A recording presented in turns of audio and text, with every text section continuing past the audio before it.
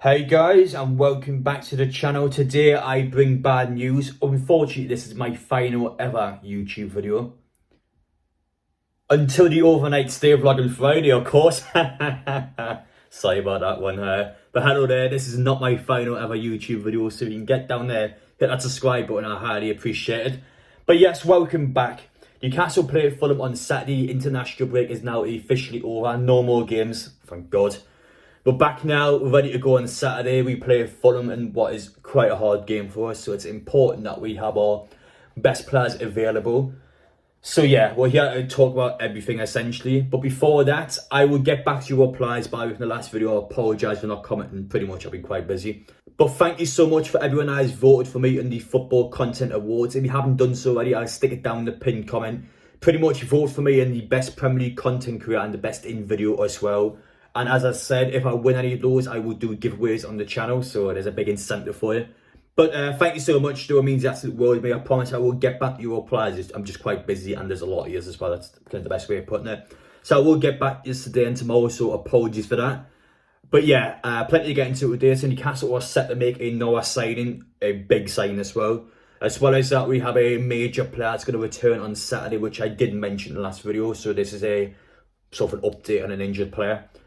And we also had some shocking facts that came out about Newcastle, which we're going to talk about. And finally, there is a big Fulham player that could potentially miss the game on Saturday. So there's lots to talk about, plenty to get into. And that's it for me, guys. Without further ado, let's get into it. This year is the final time we're going to talk about England. I've had enough of them. We'll talk about them plenty, make plenty of content when the World Cup is on. But for now, though, this is the final nail in the coffin.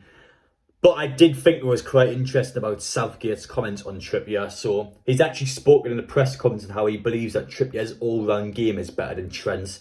And as a result, it's caused quite a big argument between Liverpool and Newcastle fans. But I do think that's an interesting comment. It highly suggests to me and implies that Trippier will start ahead of Trent at the World Cup. He's going to be a massive part of the squad. And I do like it from Trippier. I think he's a brilliant player. Do I agree with the comments? I'm not too sure. But I do obviously want to see Newcastle players do well at the tournament. And it looks like Trippier will get quite a big key part for England, which, I mean, I can't wait to get an England shirt with Trippier on the back. That's all I'm going to say. As well as that, though, Nick Pope, of course, made a big mistake against Germany. Hopefully that's his mistake out of the way now. They play brilliant for Newcastle once again. But yeah, that's all I'm going to say about England. I thought we were pretty bad, to be honest. But that's all I'm done with now. We've got a major tournament to look forward to in December. But yeah, that's all I'm going to say about England. Newcastle are set to make their first sign of the January transfer window. This deal has been now completed in principle. The signing of Garang Kuol from the Australian League. He's now 18. Last time I made a video on him, he's 17. Now he's 18. So yeah, what a happy birthday that is for him. Signing for Newcastle United. That is a huge deal. We've fended off a lot of European clubs to bring him in, and this is a key Danash for signing, I feel like. Somebody that will go back out on loan. I've seen a few Newcastle fans go, well, if we sign him now, why not put him in the first team like what we do with Adi Anderson? Now there's some work permit issues with him, so a bit similar to Isak where he couldn't play the first match because of work permit issues. So we've got that problem with him as well. I don't know if it's more complicated with this one, but essentially he's going to go back out on loan. I said in my previous video, I actually deem this as a first team signing, and I stick by that. I think we will loan him out for 2 to 3 years, and when he comes back, he will go straight into the first team. I don't think he'll touch it in the 23. That's just my personal opinion. A main part of my opinion in that is the fact that he is expected to be getting £25,000 a week. I mean, that for an 18-year-old is mental, 25 grand a week.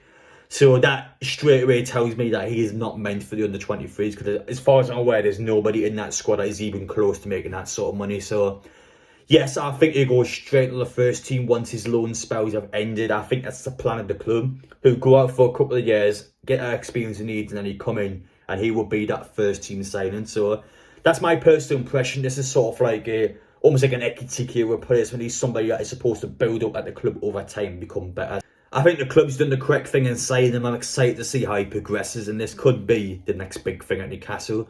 A lot of expectation, though. Can he live up to the name? Now, as for the injury updates for the Fulham game on Saturday, so there are 2 major updates. One for a Fulham player and one for a Newcastle player. Now, first off, let's get the Fulham player out of the way first. So Alexander Mitrovic, the player who left Newcastle United because, well, the club deemed him having a bad attitude. So You would think when he's had the best spell of his career so far in the Premier League at the start of this season, he's ready for this game. You would think a Craven Cottage, he'll come out and he'll want to shut Newcastle, want to really stick it to us and go, I was good enough.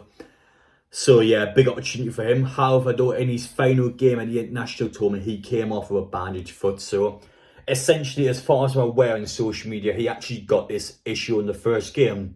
But being the absolute tank that he is, he decided to play the second game with the injury, and he's obviously fine in the game. However, though, when you play on with an injury, chances are you'll do something bad to his foot and you could potentially miss the game on Saturday. So obviously, I would never want to wish an injury on any football player, but yeah, that could potentially be huge for Newcastle if he misses the game. So yeah, we'll see what happens to that one, but he did come off the second game with a bandaged foot. So yeah, that's something to keep an eye on.